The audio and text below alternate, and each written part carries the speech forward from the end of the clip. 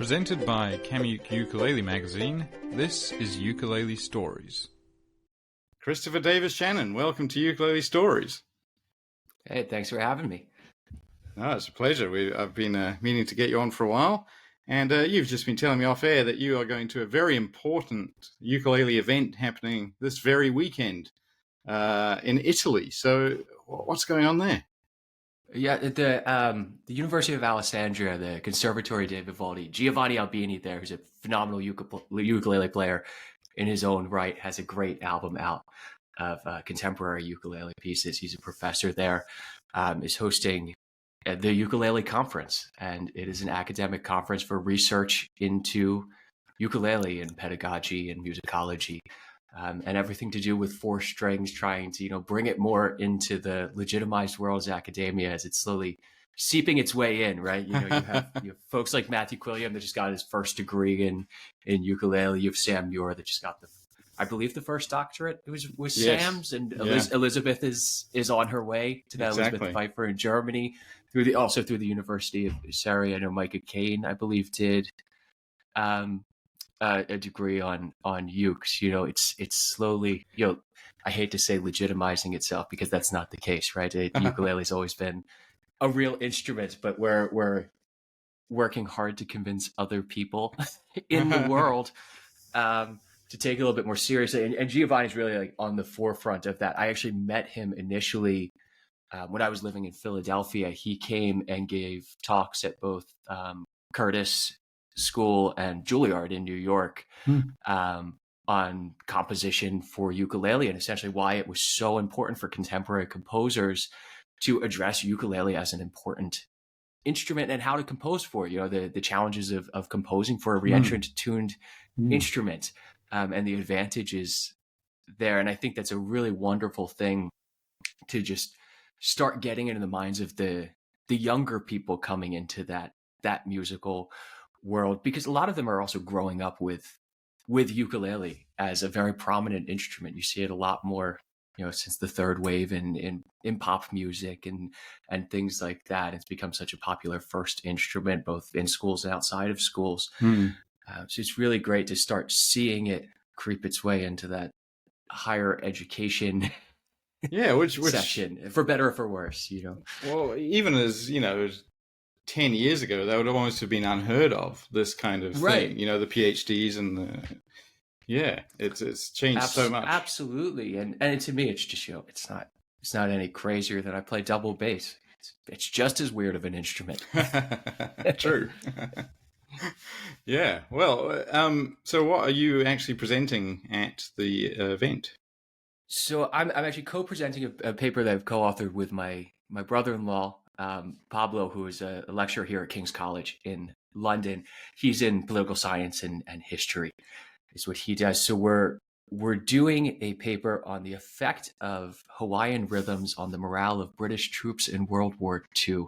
Wow. Essentially through the ENSA propaganda campaigns with George Formby, and how that very working class pop music sound became the voice of the war for a lot of the troops. You have on one end, you have Vera Lynn for the officers and the very posh British music. And then you have George Formby, which they realized was such an integral part to the war effort to get the working class to actually go and fight. And George himself was a huge proponent of being involved in the war. He petitioned ENSA to get there.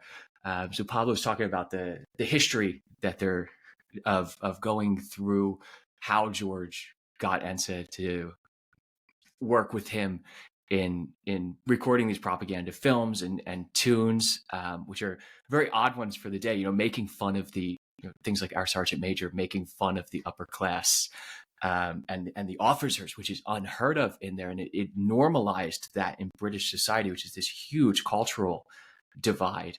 And then I'm taking it back from those recordings back to 1929 to George's first solo recording. I mean, he had vocal recordings in 24 and 25, but his first banjolele recording is in 1929 with a solo on it, and tracing the lineage of the split stroke all the way back through the United States and back essentially to the Hawaiian Islands and Ernest Kai and his original methods, where he talks explicitly about the split stroke, and it really came overseas through the Keach brothers, Alvin and Kelvin Keach. Kelvin was a student of Ernest Kai's, and they published one of the first, if not the first method, the first one I've been able to find here in the UK. They opened up shop after the First World War and started teaching ukulele. They had the first ukulele school here in London, and published the first book, which a lot of the rhythmic studies in there are essentially regurgitations of what Kai was teaching, sometimes taken a little bit further.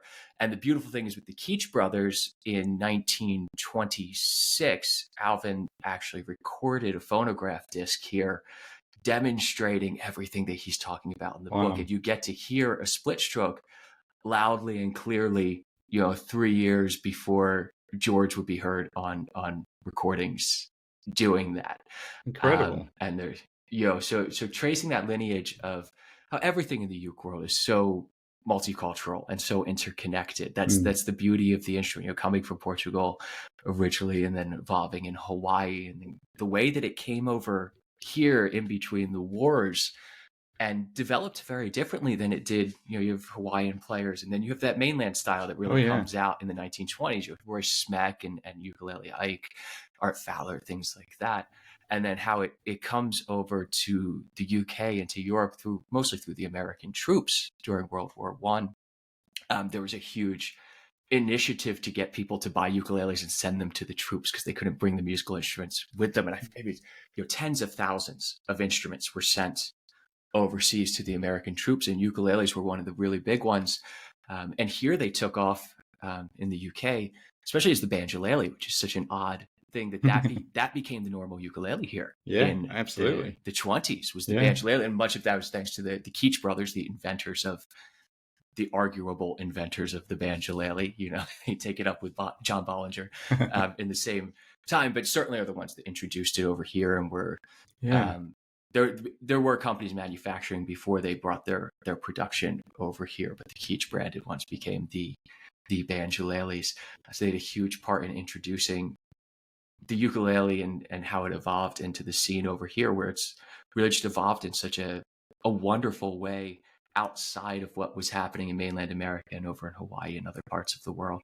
Yeah, it's quite particular, isn't it? I remember when I started playing in the 90s and early 2000s, as you say, British people just thought of banjo ukuleles as ukuleles. And I pulled out a Hawaiian uke, and they're like, "Oh, wooden ukulele? Like, what are you doing?" Yeah, and for many folks here, even to this day, 4B style playing that's how a ukulele is played, right? Yeah. is that it's its own folk idiom of playing the instrument that you don't really hear anywhere else. And as an American, I had no idea who George Formby was till I took up uke. Yeah. He never had any popularity in the States. If I say his name over there outside, even in the uke world, sometimes people have no idea who I'm talking about. And over here, if I walk down the street with my uke on the case, inevitably on the tube, someone is gonna make a George Formby comment at some point. It's quite amazing all these years later, isn't it?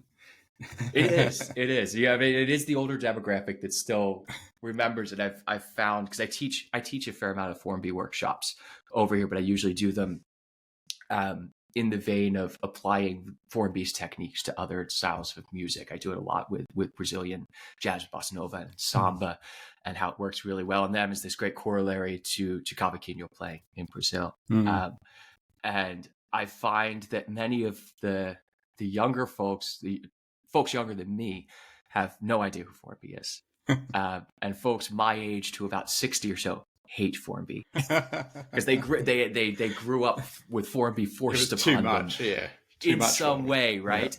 And then you have some of the older folks, but I feel like maybe the younger demographic will get that nostalgia for it, much as we have that nostalgia for the 20s and 30s music in the States. It's really creeping its way back into pop culture through music and video games.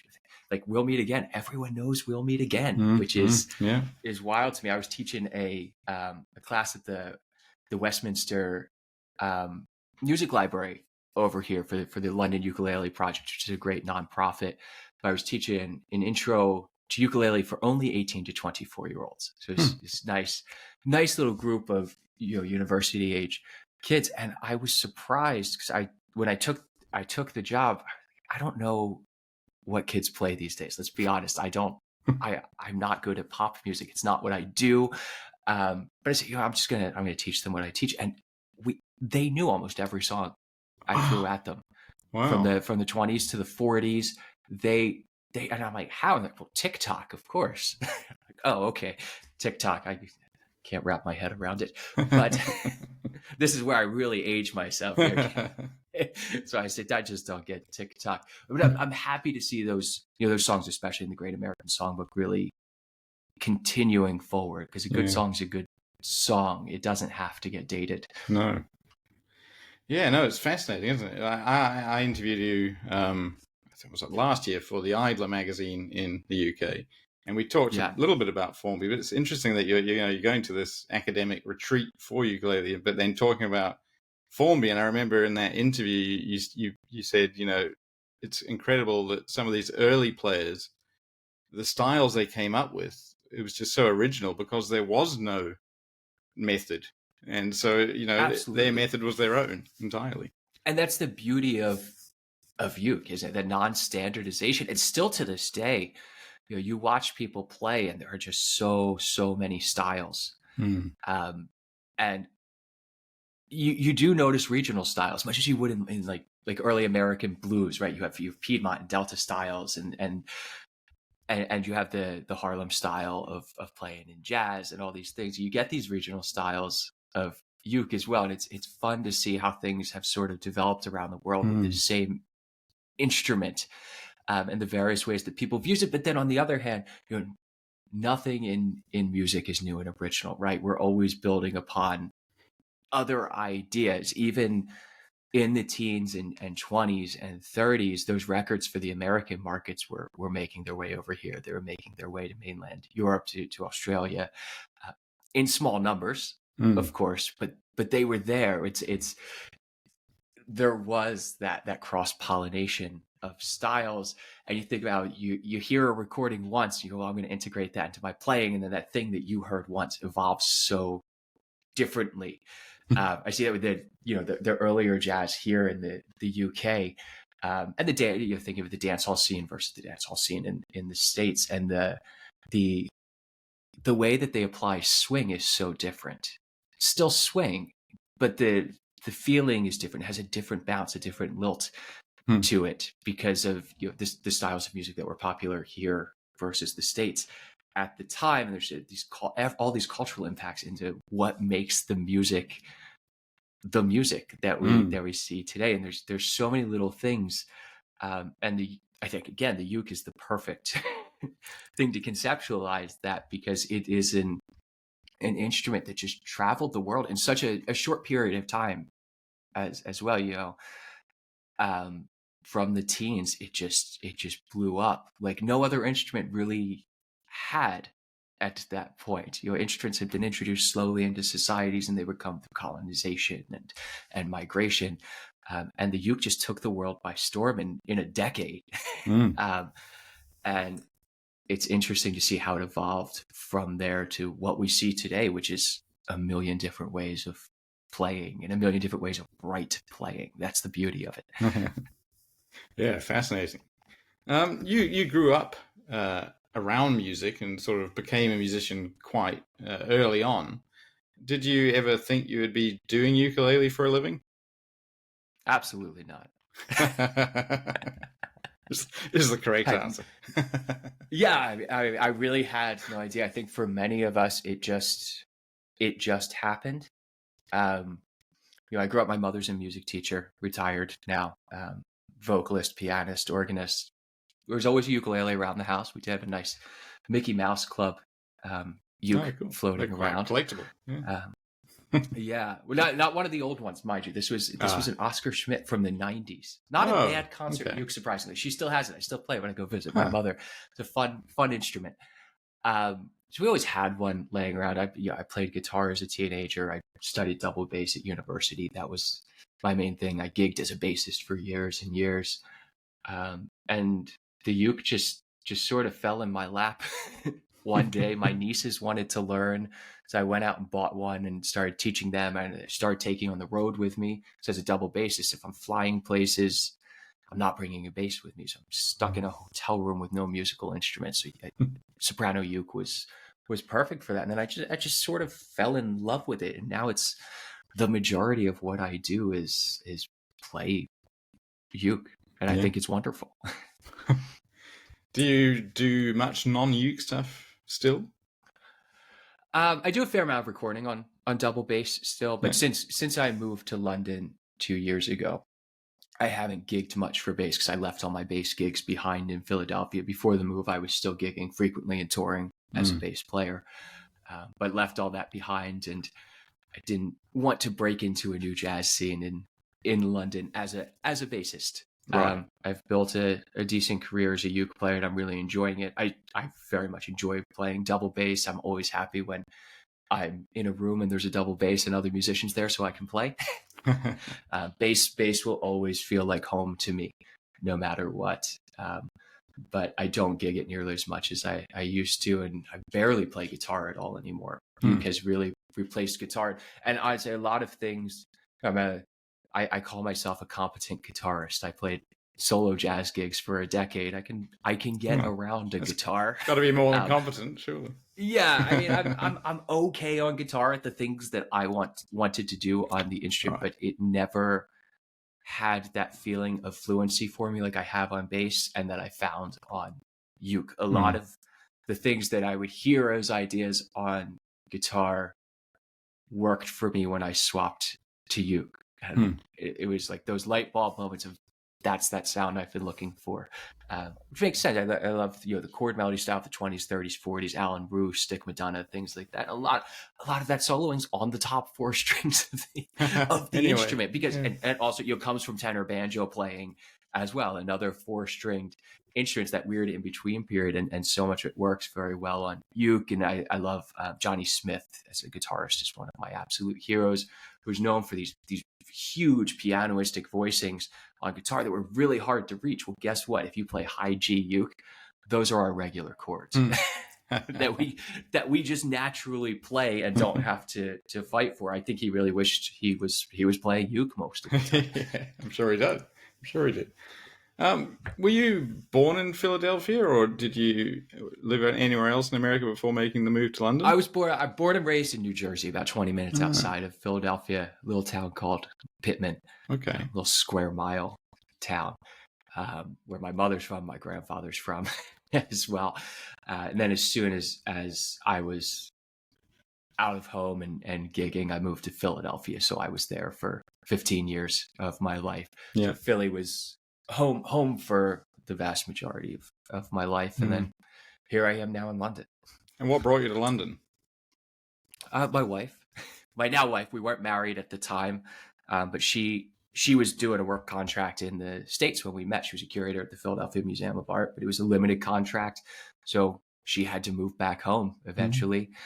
And we wanted to stay together. So we said, okay, which way do we go? And I said, I'm happy to move to London versus bringing you to it. And I'm over here on what's called a global talent visa. So I'm here as a ukulele player. Oh, cool.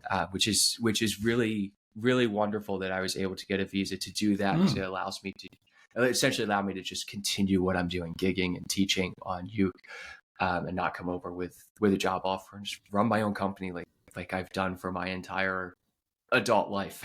Oh, that's brilliant. So yeah, my wife brought me over, but it's been a really wonderful experience professionally for me to be both here in the UK and so much closer to Europe. It's opening a lot of doors that were much harder for me, because for promoters on the continent, especially, to bring over talent from the States is very cost prohibitive. But when I'm 100-pound flight away, it becomes a lot more viable. So it's opened a lot of those opportunities. I've only played in the States once in the past 2 years. I've almost entirely been gigging over here, and I'm really enjoying it. What would you say is there one sort of stark difference between an American uke group and a British uke group, and also an American audience and a British audience? Oh, I don't want to offend anyone. Well, you might as well offend everyone. I was actually I find the American and British scenes similar to each other in a lot of ways. In that for the festivals and the clubs, much of it is socialization. It is a hangout with your friends to play music, which I think is great. Where I find the continental scene much more engaged in the teaching over there. And I really like that. They're just distinctly different things. And not that they're not into the community aspect of it as well, but I feel like it's a little bit behind going for the workshops, where in the States and the UK, a lot of it's about just the togetherness of the instrument. It's and the same in Australia. Yeah, yeah. And I like both of them, but I was surprised the British and American scenes are very similar to each other in the vibe that you get at festivals, the demographics that you see there. It's nice that I can sort of teach different things over here in different ways, like bringing the Formby stuff over gets a much different appreciation here than it does in the States. So it's hard to sell people on Formby in the States. It's like, no, it's really cool. The techniques are a lot of fun. You can incorporate them into so many different styles of music. If you're like, yeah, George Formby. Here people take it a little bit more in stride, and I like that. Yeah. You're also a man after my own heart. You're a soprano advocate. Always. Oh yeah, forever. I'm sure I know we both have other size instruments, but the soprano is particularly special. No, soprano's all I got. Oh really? That's it. Oh, okay. I thought you'd. I thought I saw something. You got a concert, or maybe you were just trying different stringing. I have a slightly longer scale soprano. It's still under a concert. Oh, we'll allow that. Yeah. So I wanted a little bit more range and a little bit more tension, so more string length. So I essentially have a soprano that's 14 frets to the body instead of 12. Yeah. So it's still very much a soprano. It's a standard soprano body. Made by ancestors in Japan. Actually, I have a second one of them coming. I liked it that much that I said I should have a matching one to keep in an alternate tuning, of course, for that instrument. It's natural. But no, I mean, there's something to soprano, right? And there is. I enjoy tenors and I enjoy baritone a lot. Actually, I love the tuning. Coming from guitar as well, you'd be very familiar. Well, it's less familiar to my brain thinks in ukulele now. So when I play baritone, I actually think C tuning and just treat it as a transposing instrument. Okay. But I'm a huge Lyle Ritz fan, and of course he played predominantly reentrant baritone tuning, which I really love. And I've never bonded fully with low G tuning on soprano. I go back and forth. I like it some days. I don't like it other days. I miss that quality of reentrant, and I think reentrant baritone is sort of that happy in between. You get that lower, warmer range of low G, but you still have those unique chord voicings of reentrant tuning. And I have actually been experimenting with that on a soprano using reentrant baritone. It works. It works fairly well. It's always just finding the right string gauge. Obviously, you have to use a wound G on there. I haven't found an unwound G that I like on soprano, just tension issues. So I've been enjoying that a lot, but I play other sizes of ukes and they don't feel right to me. Same. Yeah. Especially when it's the same tuning. I'm like, why would I not want the smaller one? But you have that pronounced mid-range of a soprano is really what gets it for me. I don't want that deep guitar sort of sound. I want that punch to it that I feel like only soprano gets you. That string length, that small body has that growl that I can't get from a tenor size instrument. Plus, lower tension is just easier to play, and I'm lazy. Yeah, I have to agree. I mean, low G on a soprano it doesn't sound right to me. I mean, yeah. I mean, I keep trying to get myself to love it. Some days I do. I'll play some arrangements, and being able, as a bass player, being able to get some really nice, proper bass movement going on the uke is great.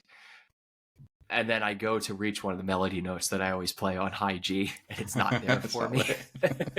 I play a lot of campanella in my playing, and just not having those those runs there, and it gives you more sustain when you're playing campanella, or that the illusion of more sustain and legato playing, and losing that is tough for me with the low G. But I like it because I love Otosan's one of my Lyle Ritz and Otosan. I mean, they're probably my two favorites, and Otosan on low G is amazing. Yeah. He certainly makes it work on a soprano. He does. That's true. That's a good point. You have your own string brand, Tin Man, and are they what you exclusively use, or are there any other brands that you like? They're not. So the Magic Ukulele strings that I developed specifically for my Wunderkammer soprano because it's a slightly shorter scale length than other sopranos. It's about a half-inch shorter than standard. And with that comes tension issues. I think all of it comes back to tension on uke, especially with the C string. The C string tends to be a little bit floppy on that short of a scale, and thus unbalanced with the other strings. So it was finding. I'm a big fan of fluorocarbon. Nylon and Nylagut have never been the sound I want. They certainly have their place. I play other people's instruments that I like them on. It's a taste thing, but I'm a fluorocarbon guy. So it was finding the right formulation of fluorocarbon to get a C that was rigid enough. So actually the C in that set is a different formulation of fluorocarbon than the G, E, and A. Interesting. In there. And other than that, I intentionally have it quite low tension on it because that's the Wunderkammer sort of my strumming instrument. That's my 1920s ukulele. So I play them exclusively on that instrument because I sell them because there are no other merch items in the world for musicians these days. People limited. Wanted something to buy, and I was like, all right, great. I'll get Jake Smithies to design me a nice package, and I'll sell these strings. But really, I developed them for myself, for my own instrument. I'm very picky with my instruments and my strings. But on my ancestors, which is probably my main uke these days because of the playing that I do, I play Living Waters. I go back and forth between Living Waters and PhDs on there, which I'm pretty convinced are exactly the same. Okay. The gauges are identical to them. Yeah. I have tried nearly every string that I have been able to find on uke. And it's always down to the instrument, right? It's what the instrument wants. Very true. I don't like my own strings on this slightly longer scale. And I've recently been playing a wound C as well on the longer scale instrument. It's flat wound C, which I'm really liking a lot. Because again, I feel the C is always the problematic string on uke, and when you're strumming, it's fine, it blends. But I'm doing a lot of just thumb solo style work these days, and being able to control that a little bit more and dig in the same that I do on the other strings. The C just wouldn't give me what I wanted. And the wound C seems to be working for me. For the moment, I'll change my mind in a month, as I always do. But for now, that's the mix: is Living Waters or PhD, and then the Tomastic flat wound C is something I'm really digging, and I think something that just would not work for most people. Yeah, it's it's something that works for my specific style of playing. And people ask me about strings so much. I go, I don't know. You gotta do the terrible thing of going on, strings by mail and spending too much money and throwing half of them out. Or I give them to my students all the time. Here, try these strings. I tried them. I don't like them. Maybe you will. Well, that's part of being a ukulele player as well, isn't it? So sort of hyper individualistic. Is you have your own style, you have your own uke, you have your own case, your own string, everything. Which is awesome. It goes back to right there. There's so many different ways you can play the uke, and except for different styles of play, I want different strings on there. It's not any weirder than on bass as well. Bass players are just as bad as uke players with the strings. I mean, I'm a gut string guy on bass, which I thought would be a good idea on uke. I tried gut strings once, and they do have a very unique sound for that earlier music. But my God, if I could get them to stay in tune for one song, that would be fabulous. Yeah. Well, I interviewed Sean Yakovon over in Hawaii, and he told me to get some gut strings and put them on my vintage Martin. So I will do it. But yeah, I'm sure I'll have the same They problem. sound amazing. They sound amazing. They feel great. I think that's the big thing with gut Right. strings. Is it silky? They feel nice under the fingers. Worth a shot though. So, Yeah. I know Nyla Gut's supposed to approximate gut, but I don't think any synthetic has really gotten that close on any instrument for that matter. It's got to be I've tried done, lots of synthetics on bass. Yeah. At least once. We keep trying. Well, what about ukes then? I mean, you've already mentioned you bought sort of two of the same uke. So are you a big collector, or are you just more about the playing? It's all about the playing. I have too many ukes, which is 4 currently. That's not too many. Actually, that's not true because I have a 1920s Keach banjolele over there that I didn't want and is sitting on my shelf. I was doing research for this project. I was trying to track down the original Keach book, and this Facebook Marketplace listing came up: 20s Keach banjolele with method books. Oh. And I emailed the guy. I was like, "Oh, could you take a picture of the method book to send me?" And it was £30 for the whole package. And he says, "No, either come get it all or don't." So I go take a train an hour outside London and go to this guy's house, and he just hands it to me. And I hand him the cash, and that was it. There was no communication. I opened up not the book that I was looking for. A very cool Tudor book from the 20s, and a very early Keach banjolele, which is not really a great instrument. No, they did make some decent ones later, but yeah. The entry level later ones on, pretty rough. Yeah. Yeah, and they have not aged well, especially when they've been sitting in an attic for 30, 40 years. Yeah. But a cool piece of history to have. So I don't count that one. But I have my Wonder Cover, which I said for when I'm doing 20s ragtime stuff. That's the instrument. It's based off the old Nunez Diaz designs. That slightly shorter scale. It's punchy. It's loud. I just had my first ukulele retreat that I hosted here in London for the Magic Ukulele Club, and everyone came with a soprano uke. Wow, which was just a dream come true. So we decided to walk around the room, and I took everyone's uke, and we were like, "Who has the loudest uke?" And my Wonder Commerce buried really? them all. Wow, yeah, vintage Martins, everything. Right. It was just, all the other ones were great sounding. Obviously, volume's not everything, but that uke is just so stupid loud. It's painful. Oh, incredible! It's such a small body. It's such a small body with such a thin top. Yeah, is really what it is. Thin top and very minimal bracing. Like I said, my main player these days is actually I should talk about this. This one in the background that you can see, which is made by Ways Instruments in Italy. Paolo Bianchi over there. Him and I co-designed this electric soprano instrument, the Cipollino, because I like the idea of a steel string electric soprano, electric instrument in general. It's a sound you obviously can't get from nylon strings. And I just thought it would be a nice thing to have in the arsenal. In fact, I really use it for recording. I don't use it live. I should bring a pedal board and an amp with me. Kind of ruins the going small of a ukulele, but it's great in the studio. I do most of my quote unquote guitar work on that instrument. I can get nice like Les Paul sort of sounds on there. So we designed that as a hollow, not fully hollow body, but chambered body. So it's very lightweight and can be handheld like all my other sopranos. I love hand holding. I just feel very awkward with a strap. So that was just getting the balance right and all that. And then Brian Fanner down in South Africa, we did a custom pickup for that one.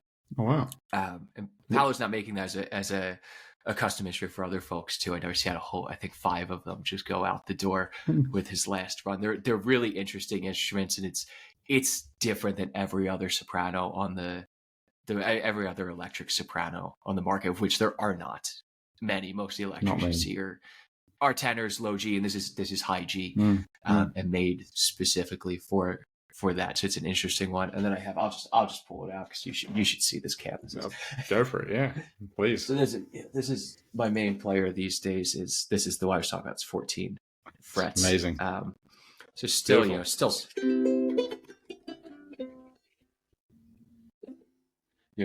still soprano.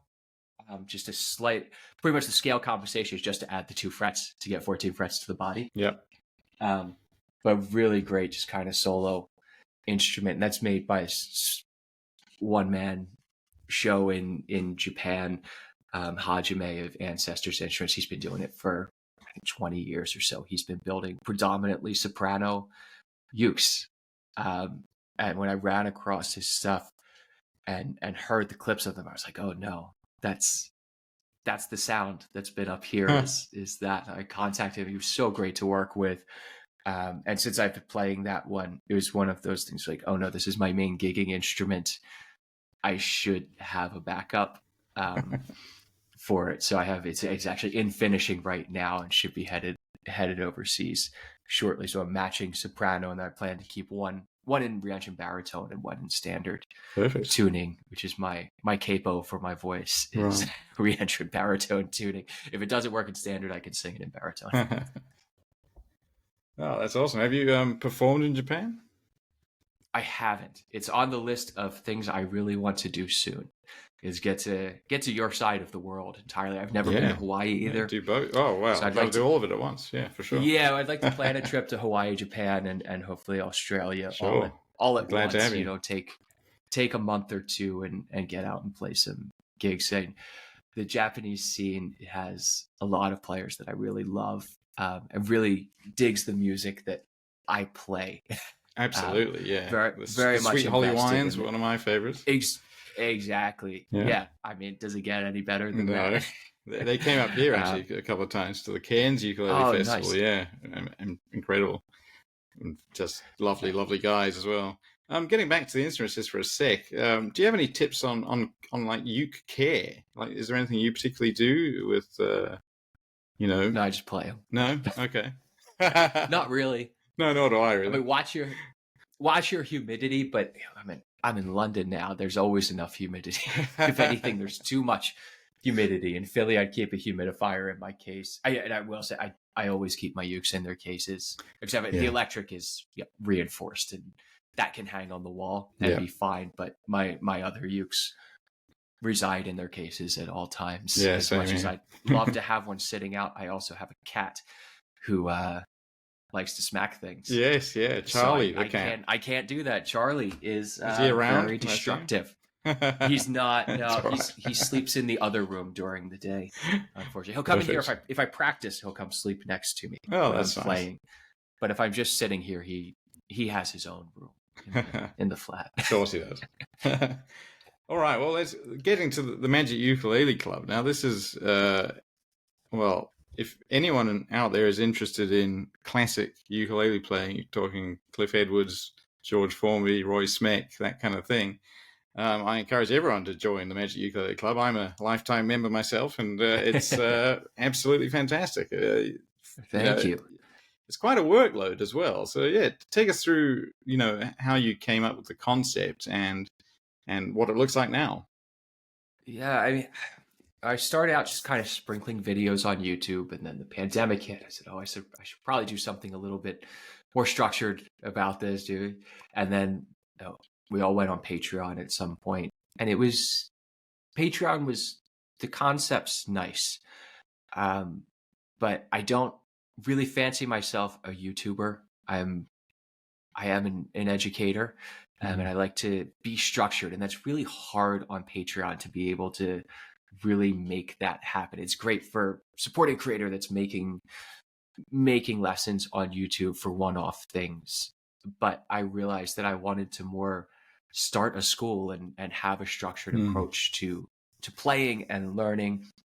My heart and soul is in the Great American Songbook and the jazz world, pre-1960s or so is really my main repertoire. You complements that well, but teaching improvisation, teaching swing, all of these things, it takes time. It's not something you can learn from one video on YouTube. So I wanted to find a way to structure things better, so I felt like I could get people learning more effectively this music, as opposed to just a big piecemeal approach of just trying to track down what you wanted. And as one of my big things is slow learning, is taking your time with things and really ruminating on it too. And so I decided on the Magic Ukulele Club, what we'd do is we would do one song per month.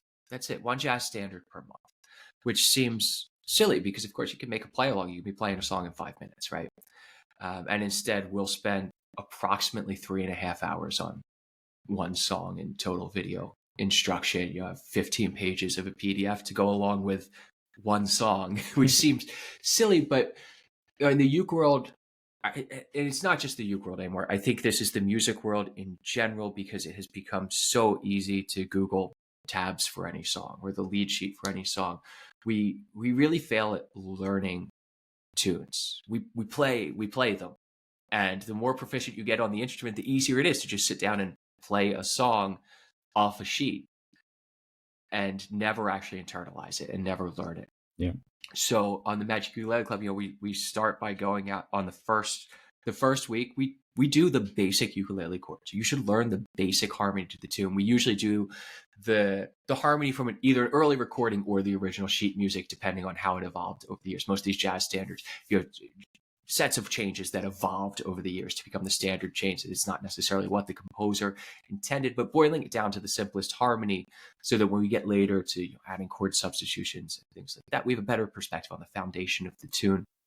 And I'll generally teach it, although there's always sheets to go along with it, by ear. You're like, let's sit here and let's play this tune together. Much as tunes are taught in a lot of the world, let's just sit here and learn these little chunks of the song together and then put it together.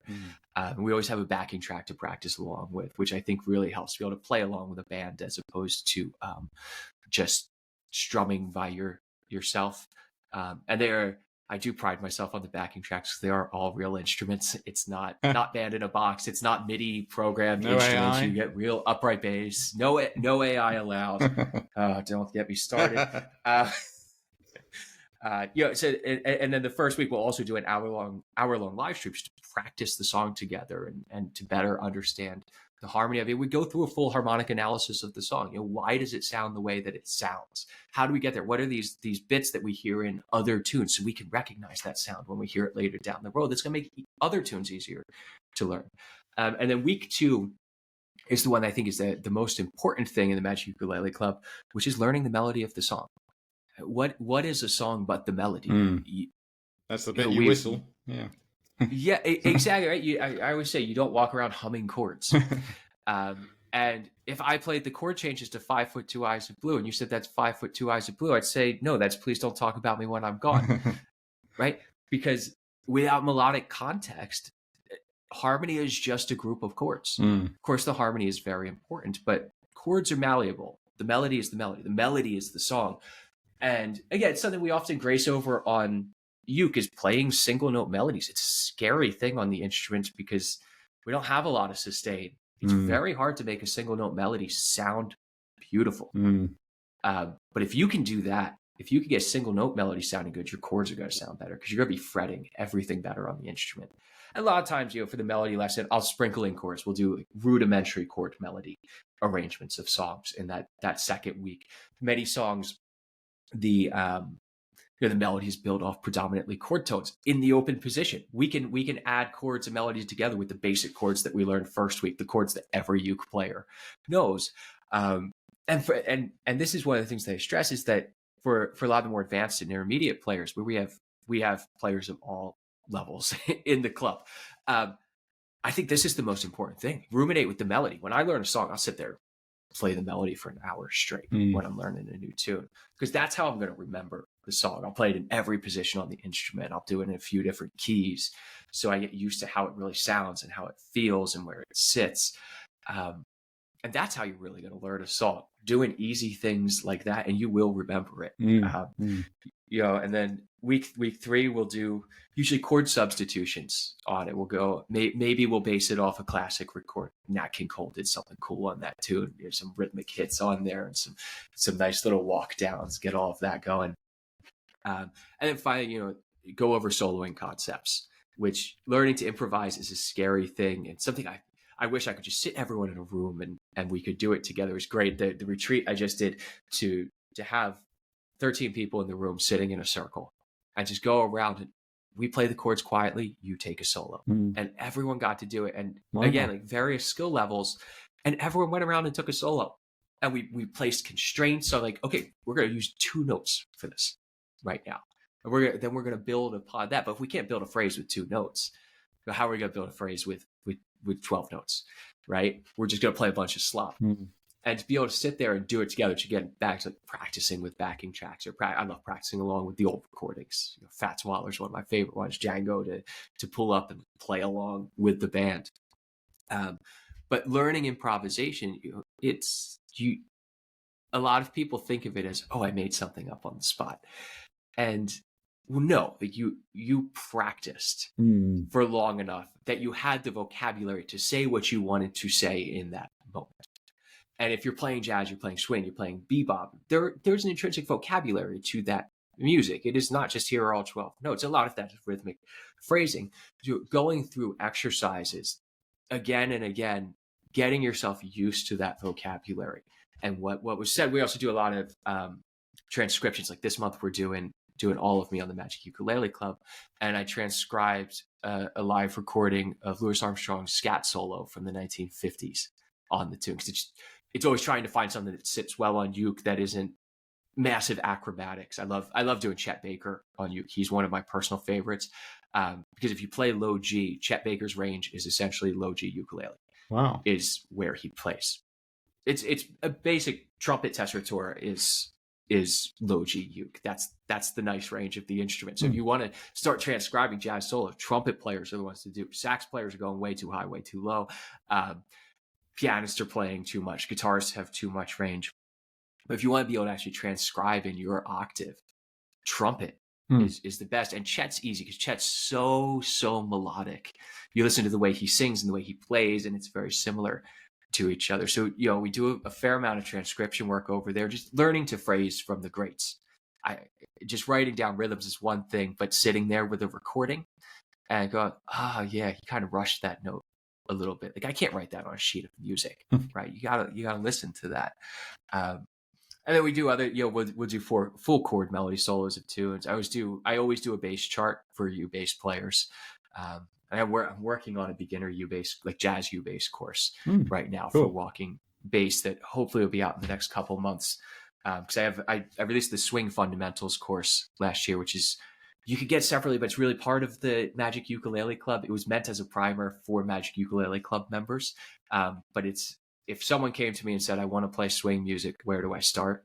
It's that. And we get to play, but we also start to talk about music in the way that I conceptualize music so that everything that I do in my lessons makes sense to you no matter where you are. Some things seem so over people's head. It's like, well, just play the chord and hear it. What's it sound like to you? Does it sound pretty, or does it sound mushy like it wants to go somewhere? Because that's really what you need to be able to hear is that distinction there. We don't have to worry about whether it's a dominant 9 chord with a flat 13 and there you go. Oh man, that wants to resolve to A flat. Okay, cool. Like that's what we want to hear in there. The rest of it's just junk.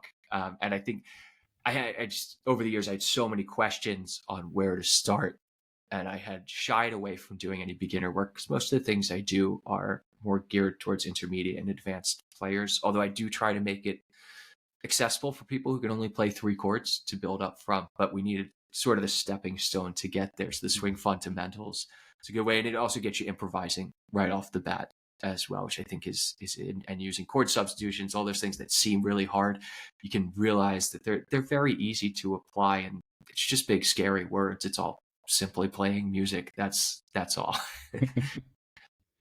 We obviously have a huge historical knowledge of music and of these particular tunes as well. Do you have to cultivate that at all, or is that just because you love it so much you kind of know it all already? I don't know it all. I don't. Well, no one know knows anything. it all. But... No, but to me, the history of the music is as important as playing music. And so I grew up with a healthy dose of Broadway musicals and Nat King Cole. I think that would be the best way to put it. A fair dose of the Beatles in there as well, because that's just what we had laying around the house. My brother and I had a record player in our playroom, and most of the records were those old records. I mean, I remember listening to the Nat King Cole Capitol sessions when I was young, and just thinking, this is what music is. But then I went to university for jazz bass and got thrown into a lot more modern kind of jazz. And I sort of didn't understand it in a lot of ways. And it took joy away from me. And then after college, I went out and toured with like rockabilly's bands, doing 50s music and then doing earlier swing and blues as a bass player. And I really started to dig into the historical side of that earlier American music. And learning all of that made me appreciate so much more the later styles of music. And I think for anything in music, it comes back to understanding where things come from. It's nothing is fresh and new. It's all built upon what people have done before us, and recognize, Louis Armstrong was doing, Buddy Bolden was doing, back in the teens, and how that influenced the players of the 20s, and how that harmony influenced the players of the 30s. And Nat King Cole was a revolutionary we think of him as a vocalist, right, for most of us. But Nat King Cole is the one that changed the face of jazz piano probably more than anyone else, from that stride style of Art Tatum and Willie the Lion Smith into what you hear Bill Evans playing with the Miles Davis Quintet. That, obviously it's the hero complex, right? It's not just Nat King Cole. There are other folks doing it at the same time. You got, Monk, but Monk was doing a lot of stride in the early recordings, as was Bud Powell. When you listen to him, they still have that heavier left hand and start to lose it as the bop period goes on.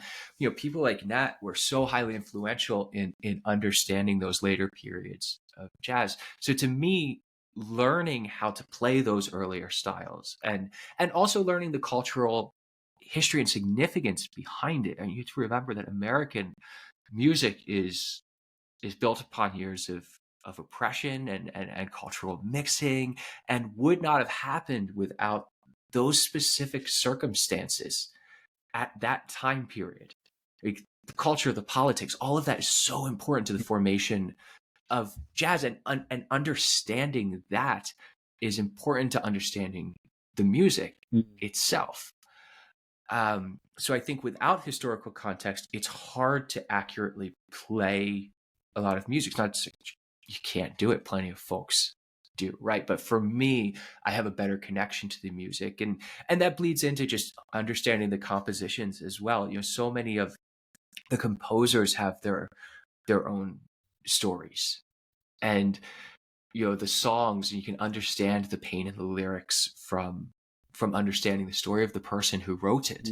And many of the popular songs have great tunes behind how they were recorded, and the recorded, and the people that were on the session, and the events surrounding those sessions. And I think that's all important to playing the music. Also with the jazz standards, one of the beauties of that is, unlike a pop tune, which they all were originally pop tunes, no one's writing jazz standards. They were writing pop music of the day that became vehicles for improvisation. But you look up a tune like All of Me, and you can find 500 recordings of that song. Listening to one recording when you have 500 available is just not enough. You need to create your own style of playing. You need to understand what other people have done with that music, or else you're leaving something on the table. You might be missing something so cool that someone did 60 years ago on a song. You think about, like, I'll See You in My Dreams, right? 1924, Sham Jones and his orchestra. Many people don't know that original recording. He wrote it, premiered it with his orchestra, and it was a fairly hit tune at the time. But why do we know that song today? Right? Joe Brown. That's, now in the third wave. George Harrison. Yeah. I mean, that's the reason people know I'll See You in My Dreams today. And how do most people play the intro? They play Joe Brown's intro. Don't they? The one they saw. And that's an important thing. Tonight You Belong to Me has always been a really interesting one to me, because we all know that from The Jerk, right? Lyle Ritz playing uke, Steve Martin miming, and Bernadette Peters, such a classic version of the tune. But where does that version come from? Is that actually from that movie? It's from a 1940s recording by a sister group. But that recording is kind of the resurgence of that song, the first resurgence of that, because that's a 20s tune. That was originally a waltz. It was not a duet. And the verse is very melancholy, and the verse to the tune sets up the chorus so much better. And if you listen to Tonight You Belong to Me in isolation, the lyrics are a little bit creepy. Yeah, a little bit. It's not so bad, but like, a little bit. But if you listen to it in context of the verse, and that chorus has the context, you're like, oh, this is actually kind of a beautiful love song. It truly is. There's nothing weird about this at all. But that verse has been left behind, as with many of the old tunes. And following the lineage of that and how it evolved, and then through the rock and roll period, a lot of those swing tunes were revived in the late 40s, early 50s by the early rock and roll R&B artists, and then go through the 70s period. There's some disco swing stuff that's wild. I wouldn't say it's good. You get the 90s revival, right? Yeah. Stray Cats and things like that. And then you have this current revival. But the way the music has evolved throughout all of those iterations is incredible. It's been Tonight You Belong to Me, again, originally a slow waltz with 2 verses to it.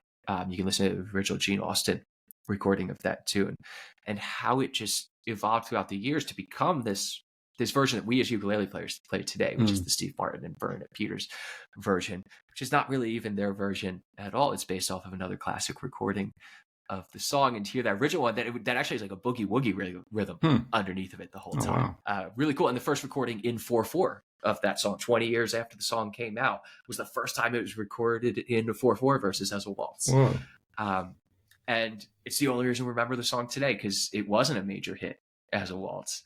And if not for someone reviving that tune in 4/4, we would have never had the Jerk and playing that tune, and we wouldn't all be playing it today. And I think those are important things to know too. Where does the tune we play now come from, and why do we play it like that? Do you consider yourself more of an educator or a performer?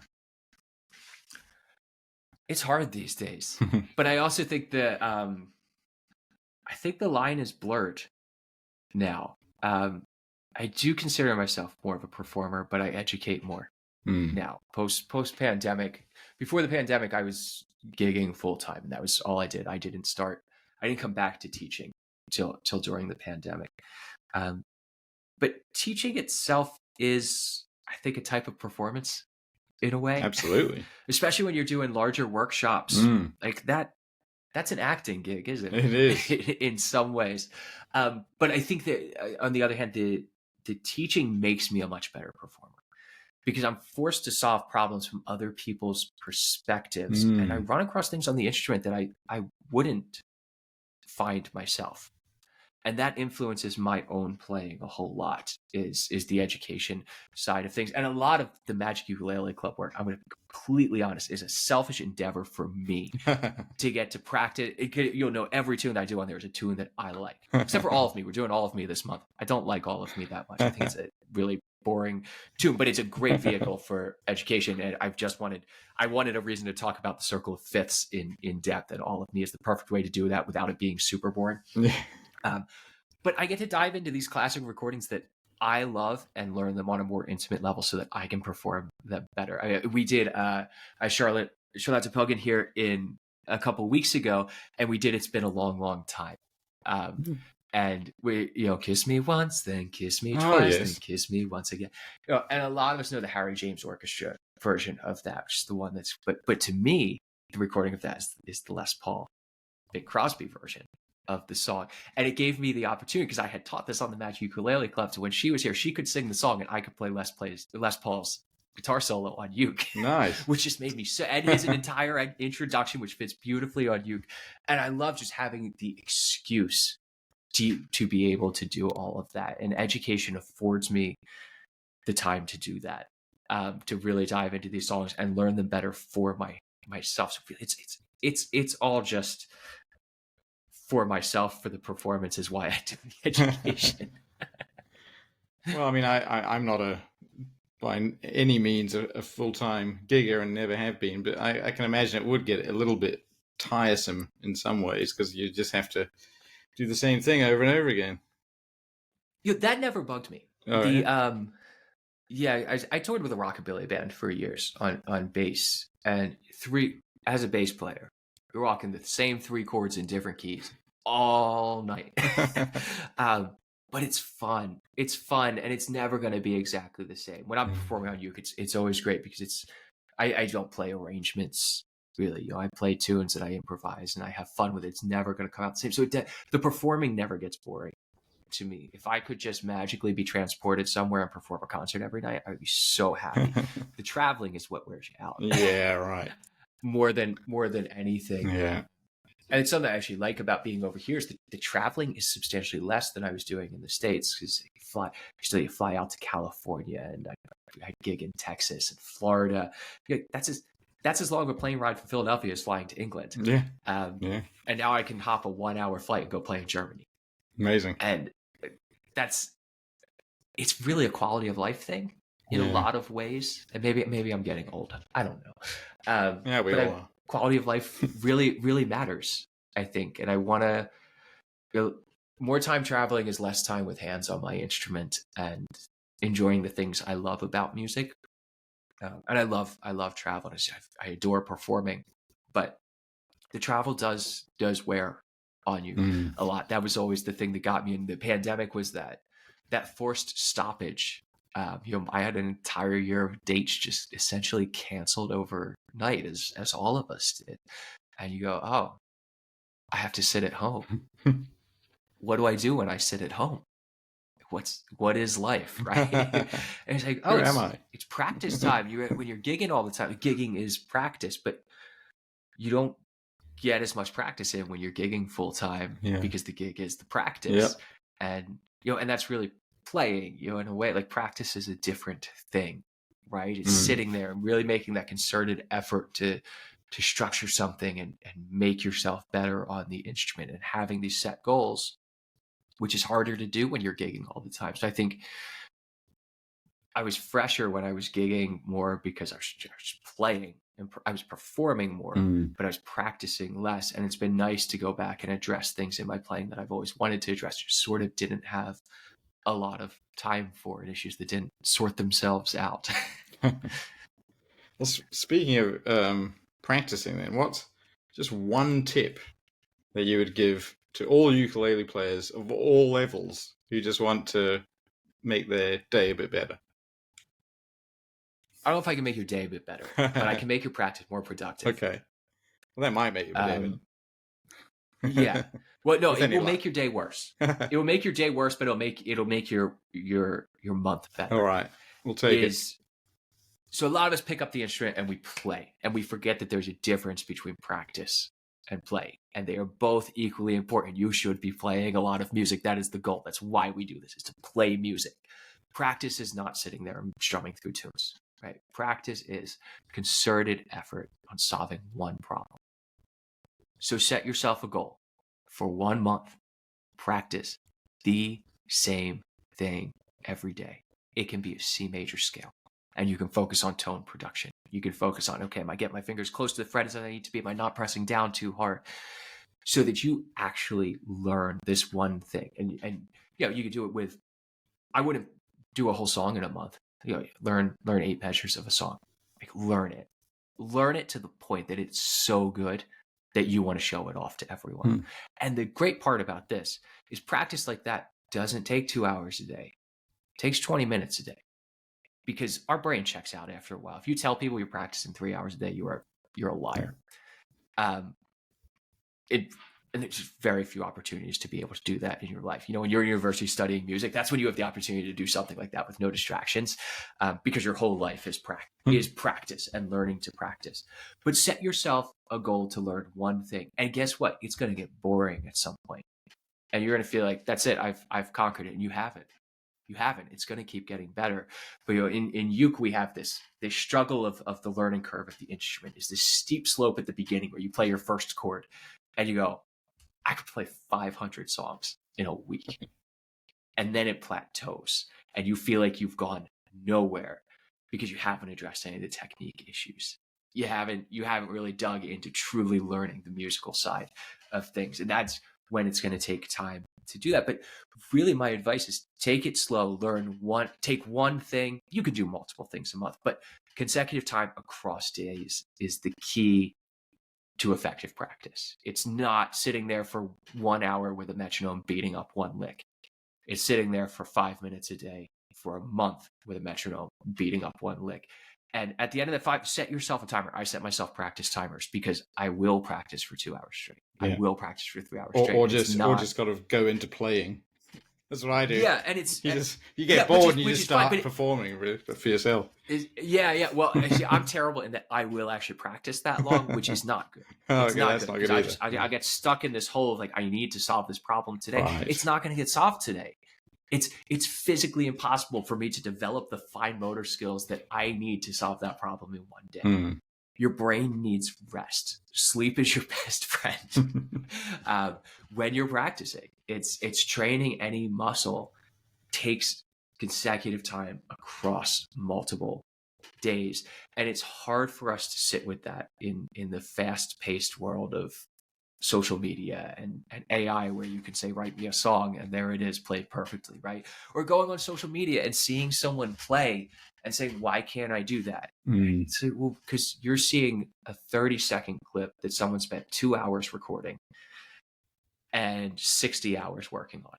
Exactly. That's why you can't do that, because you don't understand the work that's gone into that, because they don't want you to, right? You want the illusion of simplicity when you go on social media. Magic. And that wow factor. But it's easier for us now to get removed from, we actually do have to put in work to get good at anything. Yeah. That's it, because so many things are instantaneous. And I think with music, you need to learn to enjoy the journey of music, because it never ends.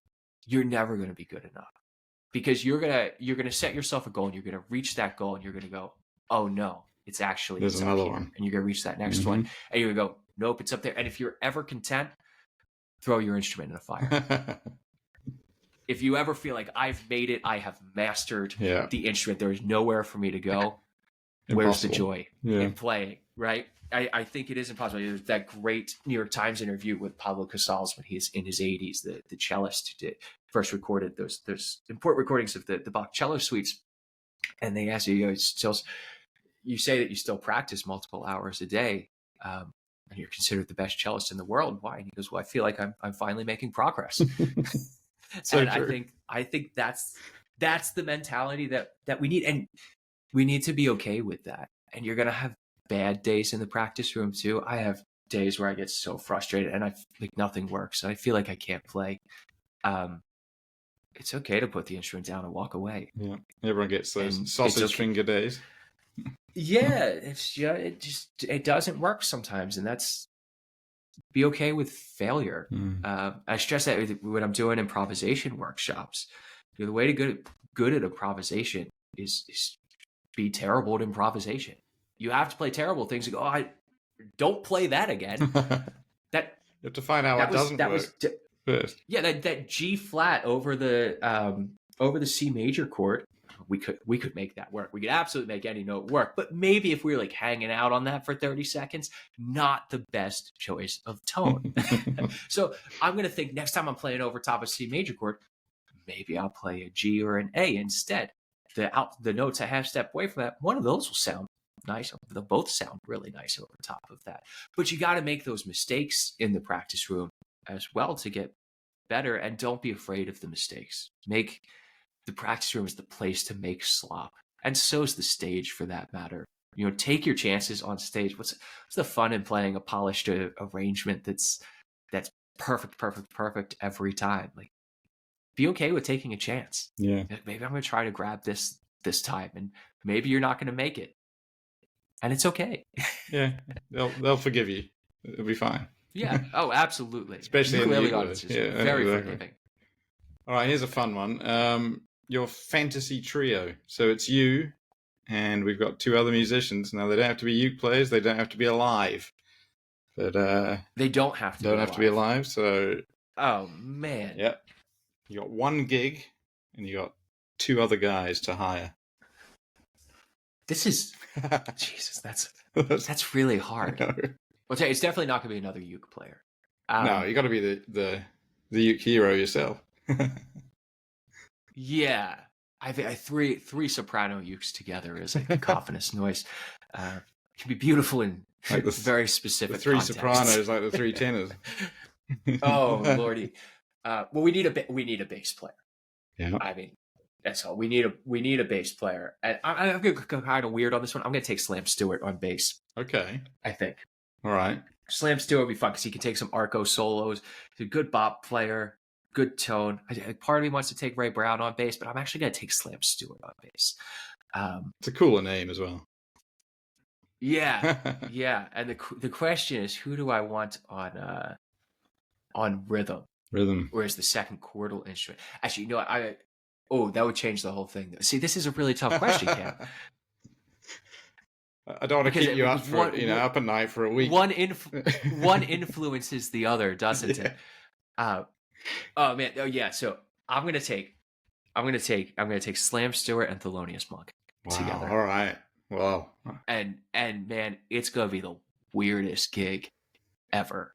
And I'm gonna have so much fun. I want a ticket to that. It sounds good. Yeah, that's gonna be really out there. And I want like 40s Monk in there. Nice. Yeah. All right. Well, let's ramp it up one more. What's the venue for this gig? Oh, what's the venue?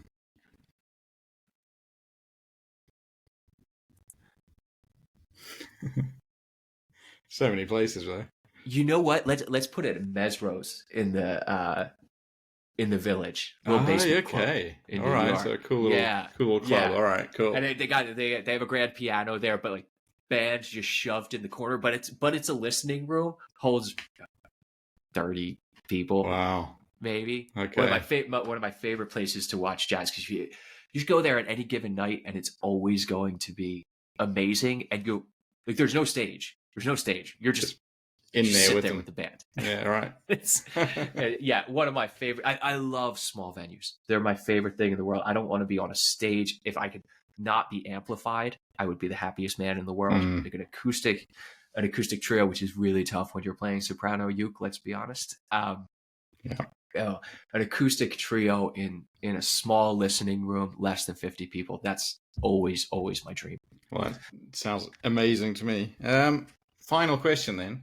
What does the ukulele mean to you? So much. It's my whole life. It truly is. It's how I conceptualize music. It's what I pick up in the morning. It is just life. That's it. Music is life, and uke is how I express that. Oh, well, that is a perfect ending, I think. So thank you very much for joining me, Christopher. It's been lovely to chat to you. And hopefully we'll be able to maybe meet up in London next year, potentially. So we'll see. I'm hoping you make it over here. Yeah. Let me know. All right. Have some fun. You'll have a uke with you, right? If not, I got one. Well, that's a story. I did think, it's annoying taking a uke from Australia.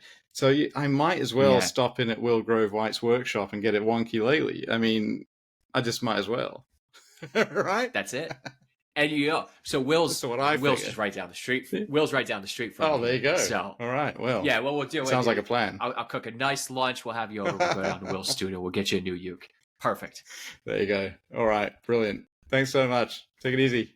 Hey, you're welcome. Thanks, Gab. See you soon. See you. Bye. Thanks for listening to Ukulele Stories. Please rate and subscribe to the show on Apple Podcasts. We've also got a new Facebook page just called Ukulele Stories, and you can always follow me personally, Cameron Murray, on my Instagram at camuke_ukulele. That's KAMUKE_ukulele. To take us out, here's Christopher Davis-Shannon with a brand new demo of Out of Nowhere. Until next time, keep on smiling and keep on strumming.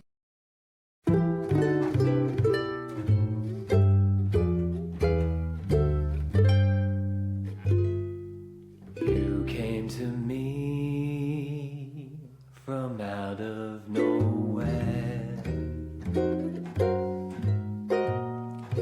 You took my heart and found it free. Wonderful dreams, wonderful schemes from nowhere.